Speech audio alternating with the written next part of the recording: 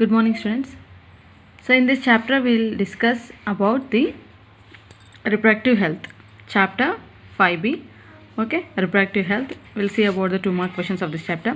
What are measures one has to take to prevent the contracting STDs? So STD. So how to prevent the contracting STDs. STD అంటే ఏంటి? Sexually transmitted diseases అనమాట. So కొన్ని diseases ఉంటాయి. ఆ diseases ఏంటంటే they will be transmitted from one person to other person in the intercourse time అనమాట. So the following measures has to be taken to prevent the contracting STDs. So sex should be avoided with unknown person or multiple partners. Okay, next condom should be used during the sexual intercourse. Next, dissection of STDs at early stage and they should be treated by consulting the qualified doctors in case of infections. So even infections unnai anukondi, they should be careful and they should avoid the contact between the other persons. Okay, that is the thing. Next, what in your view are the reasons for population explosion and especially in India?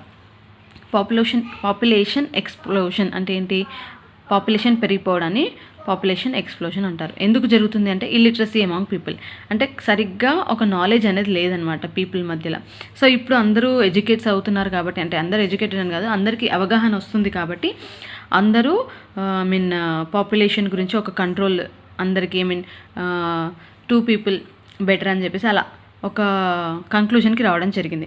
But ప్రయర్గా ముందు అంతా అలా ఉండేది కాదనమాట. So illiteracy among the people అనమాట, అంతగా తెలియకపోవడం వల్ల వాళ్ళు ఎక్కువ పాపులేషన్ ఉండేది. And decline in death rate and maternal mortality rate, infant mortality rate. So population explosion ఎందుకు అవుతుంది? సో ఇప్పుడు ప్రజెంట్ ఏంటంటే డెవలప్ అయినా కొద్దీ డెత్ రేట్ తగ్గిపోయినాయి. ఎందుకంటే హెల్త్ ఇష్యూస్ ఏమైనా ఉన్నా కూడా డాక్టర్స్ని కన్సల్ట్ చేయడం ఇవన్నీ జరుగుతున్నాయి.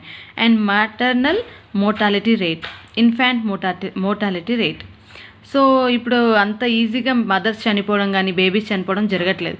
ముందైతే అంత తెలిసేది కాదు కాబట్టి ఈజీగా చనిపోయేవాళ్ళు. ఇప్పుడు అలా కాదు, అన్ని టెక్నాలజీ పెరిగిపోయింది, అన్ని ఎక్విప్మెంట్ వచ్చాయి. సో అన్ని డిజీజెస్కి మెడిసిన్స్ ఉన్నాయి కాబట్టి అంత పాపులేషన్ పెరిగిపోతుంది అనమాట. Increased health care facilities. So అందరు అంటే ఫెసిలిటీస్ ఎక్కువైపోయాయి కాబట్టి పాపులేషన్ ఎక్కువైపోతుంది అనమాట. ముందు ఏంటంటే అంత ఫెసిలిటీస్ ఉండేవి కాదు.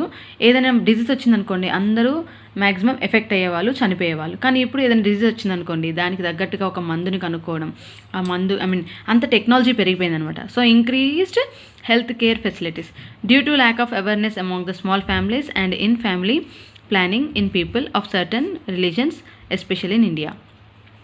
సో కొంతమంది ఫ్యామిలీస్లో మాత్రమే ఫ్యామిలీ ప్లానింగ్ అలాంటివి చేసుకోవట్లేదు, కానీ రిమైనింగ్ ఆల్మోస్ట్ ఆల్ పీపుల్ ఇప్పుడు ప్రజెంట్ కొన్ని సంవత్సరాల నుంచి అందరూ ఫ్యామిలీ ప్లానింగ్ అనేటువంటి ప్రొసీజర్ని ఫాలో అవుతున్నారు. బట్ ప్రయర్గా అలా చేసేవాళ్ళు కాదనమాట. ఓకే, అందుకనే పాపులేషన్ అనేది పెరిగిపోతుంది. Next, is it true that MPT is not meant for population control?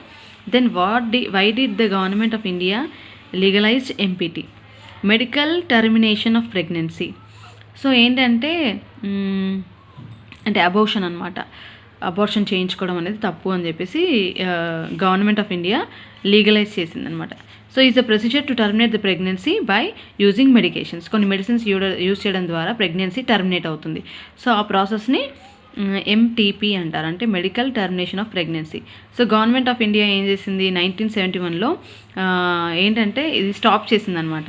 ఎందుకంటే మిస్యూజ్ చేసుకున్నారు కొంతమంది. ఆడపిల్లలు పుడతారనే అపోహతో, ఆడపిల్లలు పుడతారనే అని తెలియగానే వాళ్ళు ఏం చేస్తున్నారు, అబార్షన్స్ చేయించేస్తున్నారు. సో అలాంటి ప్రాసెస్, ఈ అబార్షన్ అనేటువంటి ప్రాసెస్ ద్వారా కొన్ని ఫీమేల్ చైల్డ్కి అన్యాయం జరిగే అవకాశాలు ఉన్నాయి కాబట్టి సో ఎంపీటీ is legalize to prevent the pregnancy due to failure of contraceptive which are used during the sexual intercourse in case of rape and in case of incurable genetic disorders in the foetus unborn. అంటే ఇది ఎప్పుడైతే abortions ఎప్పుడు చేయించుకోవచ్చు అంటే only కొన్ని conditions ఉంటాయి అనమాట. Genetical disorders ఉన్నప్పుడు, sometimes due to rapes or due to some అంటే కాంట్రసెప్టివ్ మెథడ్స్ యూస్ చేసినప్పుడు సమ్ బై మిస్టేక్గా వచ్చింది అనుకోండి. సో అలాంటి టైంలో మాత్రమే this procedure is used, otherwise it should not be used. Okay, next, what is amino-synthesis. Name any 2 disorders that can be detected by amino-synthesis. This is very very very important question. So చాలా సార్లు repeat అయింది కాబట్టి please concentrate. So చూడండి ఇక్కడ కూడా how to prevent contracting STDs, ఇవి కూడా చాలా ఇంపార్టెంట్. నెక్స్ట్ అమైనోసెంథసిస్ అంటే ఏంటి అంటే ఇది ఒక డయాగ్నోస్టిక్ ప్రాసెస్ అనమాట. అంటే జెనెటిక్ డిజార్డర్స్ని పుట్టకముందే ఒక బేబీ అంటే అన్బార్న్ బేబీలో అంటే ఫీటల్ స్టేజ్లో వాళ్ళకి ఏమైనా డిజీజ్ వస్తాయా ఫ్యూచర్లో అని తెలుసుకోవడానికి ఈ అమైనోసెంథసిస్ అనేటువంటి ప్రాసెస్ని చేస్తారు.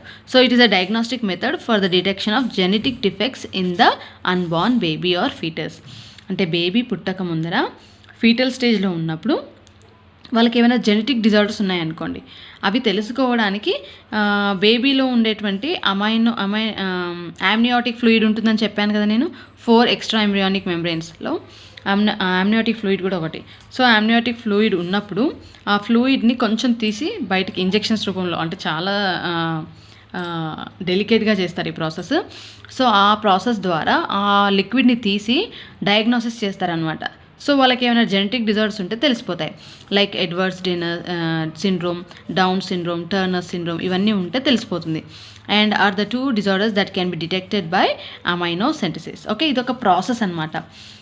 దీని ద్వారా ఏంటి, బేబీస్కి ఫ్యూచర్లో ఏవైనా డిజీజెస్ వస్తే జెనెటిక్ డిజార్డర్స్ వస్తే వాటిని ఎలా కంట్రోల్ చేయాలి అనేటువంటి వాటిపైన డయాగ్నోసిస్ చేస్తారనమాట. So it is a genetical process, detection of genetic defects. Okay, diagnostic process. Mention the advantages of lactational amenorrhea method. So the absence of menstrual cycle during the lactation by the mother is called lactational amenorrhea.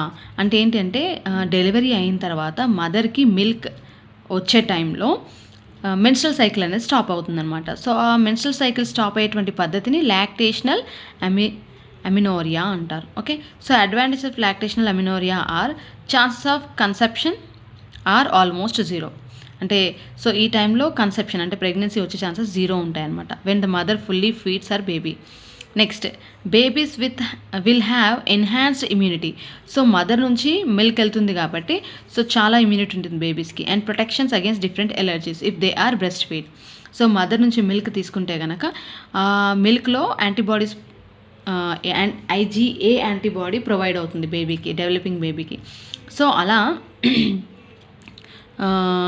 Allergies రాకుండా immunity పెరగడానికి so ఈ lactational amenorrhoea అంటే ఏంటి, ఆ period after delivery lactation milk produce అయ్యేటువంటి time ఉంటుంది కదా.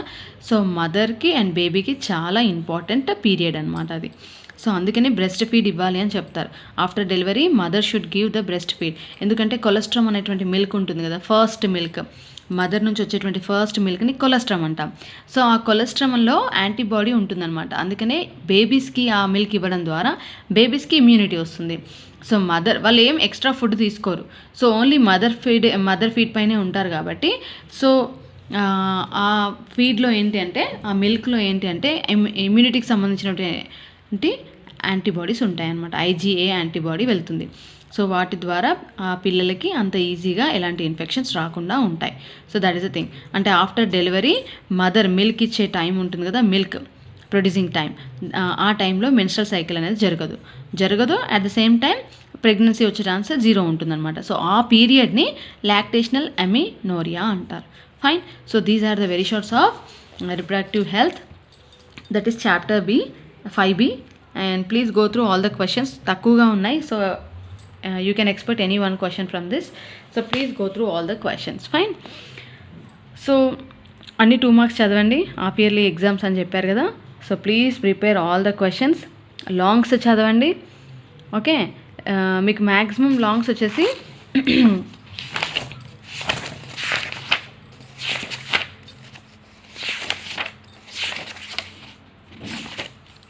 Unit వైజ్గా చూసుకున్నట్లయితే మీకు